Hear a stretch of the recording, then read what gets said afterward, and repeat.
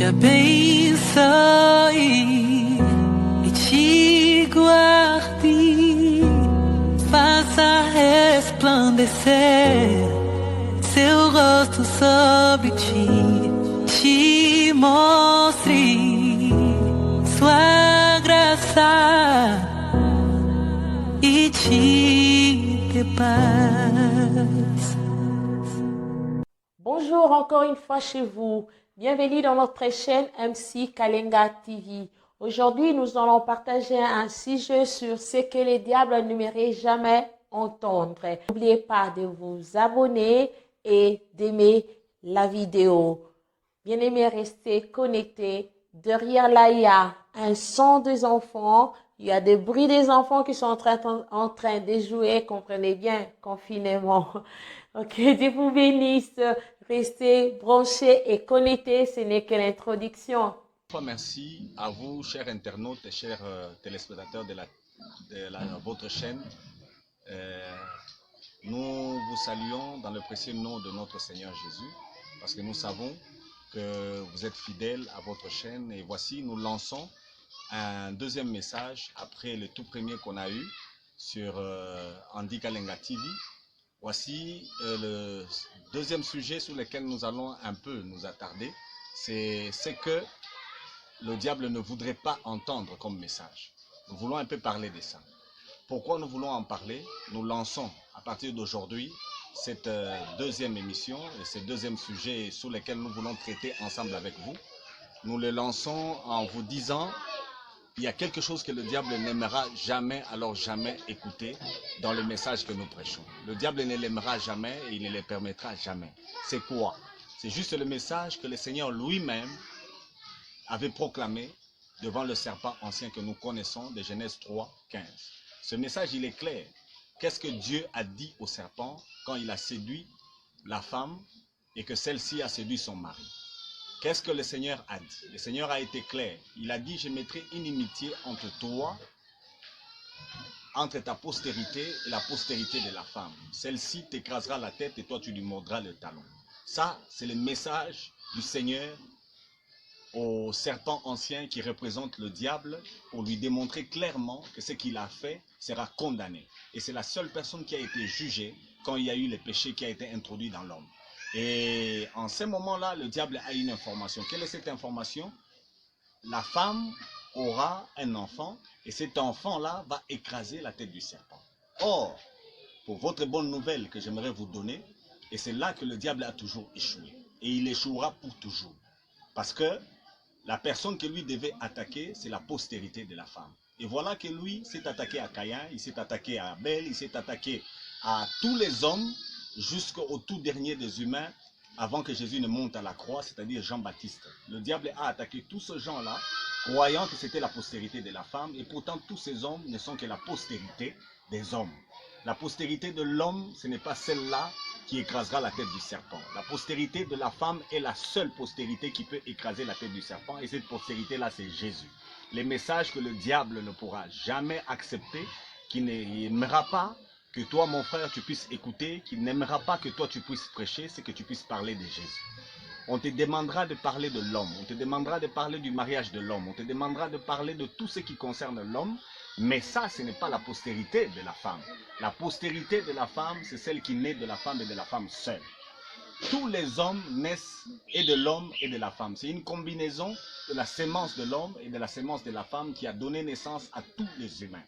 À part les deux premiers qui ont existé, c'est-à-dire Adam et Ève, ceux-là ont été créés directement par le Seigneur. Mais tous les hommes qui existent après, ce sont des hommes qui naissent de la femme par une relation avec l'homme.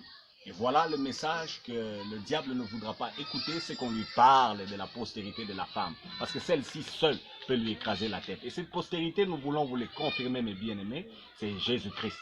C'est celui-là qui est monté à la croix, c'est celui-là qui a écrasé la tête du serpent dans un corps du péché et qui a vaincu, de sorte qu'aujourd'hui, Satan ne peut rien sur nous, il ne peut rien sur l'homme, mais sur cet homme-là qui a cru et qui a accepté Jésus-Christ comme Seigneur et Sauveur.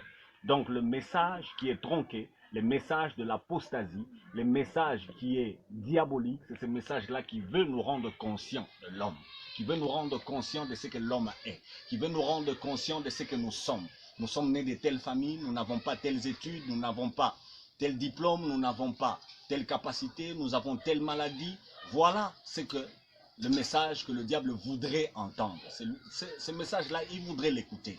Mais c'est ce message-là qui se répand dans toutes nos églises. On voudrait nous parler sur ce que nous pouvons faire pour avoir un mariage. On voudrait nous parler de ce que nous voulons faire pour avoir un travail. On voudrait nous parler de ce que nous pouvons faire pour être même sauvés. Parce que nous n'avons rien à faire. Même pour être sauvés, nous n'avons rien à faire. C'est Jésus qui a tout fait. C'est Jésus qui a tout réglé. C'est lui, la postérité de la femme, qui a été promise au diable.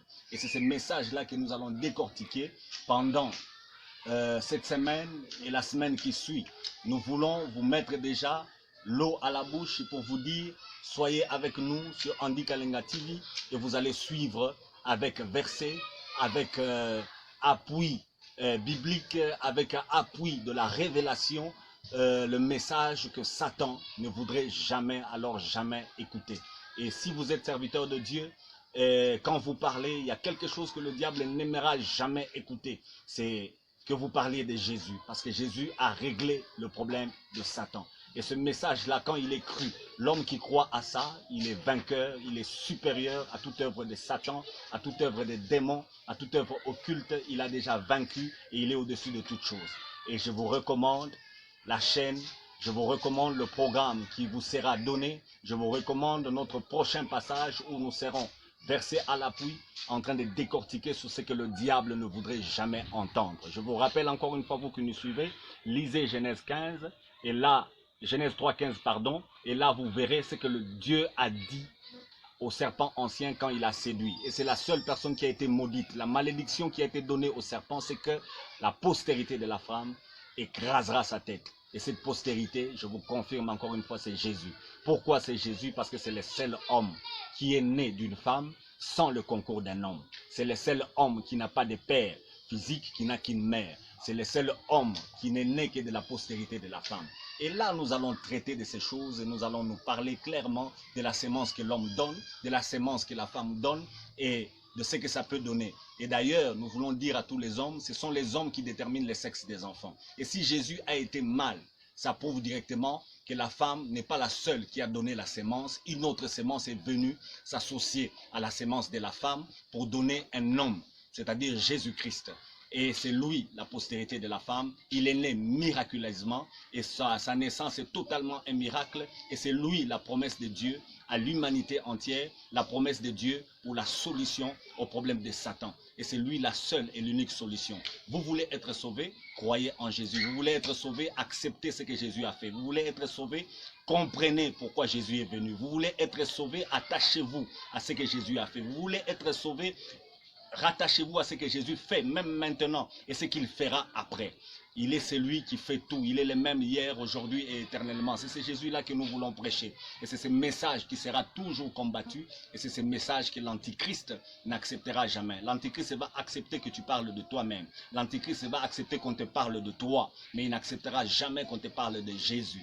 Car c'est Jésus le seul qui peut transformer ta vie. C'est Jésus le seul qui peut arrêter les maladies. C'est Jésus le seul qui peut changer les vies de ceux-là qui sont en train de croire en lui. Et c'est Jésus qui a tout accompli à la croix. C'est ainsi que je vous convie, mes bien-aimés, selon le programme qui vous sera donné sur cette chaîne, suivez-le et nous repasserons pour entrer maintenant en détail avec des versets à l'appui. Et à chaque fois que vous avez une question à poser, vous pouvez rejoindre toujours sur YouTube, Andy Kalenga TV. Vous pouvez écrire, vous pouvez mettre vos suggestions et la responsable de la chaîne nous contactera et on pourra répondre à toutes ces questions-là. Mais là, nous vous mettons déjà l'eau dans la bouche. Vous allez entendre ce message que Satan n'aime pas écouter. Il ne voudra jamais que vous y croyiez. Il ne voudra jamais que vous portiez ce message au-dedans de vous. Et c'est ce message que nous vous lançons. Jésus-Christ est la postérité de la femme qui a écrasé la tête du serpent. Et pendant que je vous parle, le serpent a une tête qui est déjà écrasée. Et nous prendrons beaucoup de textes, surtout dans les épîtres. Vous allez comprendre, l'apôtre Paul nous a expliqué clairement, en chantant même une chanson, « Ô mort, ô ton aiguillon ». L'aiguillon de la mort, c'est effectivement le péché. Et la force du péché, c'est la loi. Et Jésus, à la croix, il a accompli la loi. Et il a écrasé la tête du serpent. Il a ôté les péchés du monde. Et pendant que nous parlons, nous sommes sans péché. nous sommes libérés et nous pouvons nous lever et vaincre toute l'œuvre des ténèbres. Sa tentation ne peut rien sur nous, car avec la tentation, Dieu a déjà prévu un moyen pour que nous puissions en sortir. Et le seul, l'unique moyen que nous avons, c'est Jésus-Christ de Nazareth. C'est pourquoi nous vous disons encore une fois merci pour ce temps que vous nous avez donné. Donc restez accrochés à votre chaîne et le programme vous sera lancé. Et dès que le programme vous est lancé, et la prochaine fois quand nous venons, nous irons maintenant en détail en vous disant qui est la postérité de la femme Jésus-Christ et qu'est-ce que la Bible dit de cela. Nous allons vous expliquer dans Genèse 3,15 qu'est-ce que cela signifie. C'est que Dieu a dit la postérité de la femme t'écrasera la tête. Et le diable a toujours échoué. En tentant tout ce qu'il tente, y compris toi-même quand il te tente, il est déjà passé à côté parce que tu n'es pas la postérité de la femme. Le diable pouvait réussir s'il avait vaincu Jésus. Or, il ne l'a pas fait. Jésus a vaincu. Et cette victoire-là, il nous l'a transmise. C'est pourquoi nous qui croyons, nous sommes non seulement des croyants, mais nous sommes des enfants de Dieu avec la victoire sur toute œuvre des ténèbres. Nous vous bénissons pour cela, dans le nom de Jésus. Et nous attendons vous revoir tantôt sur la même chaîne. Restez scotchés. Dans le nom de Jésus, nous vous disons bye en disant merci à notre servante de Dieu, Andy Kalenga. Nous lui disons merci pour l'espace qu'elle nous donne. Merci.